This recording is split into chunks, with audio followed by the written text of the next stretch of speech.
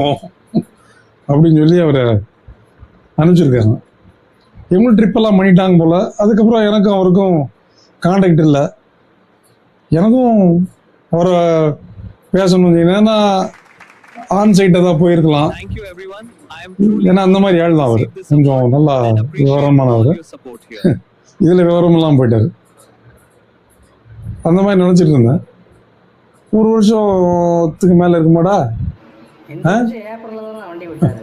ஆமாம், 1 வருஷம், அதான் 1.25 வருஷம், 1 வருஷம் 4 மாதம் கரெக்டாக ஆயிடுச்சு. வந்தார்.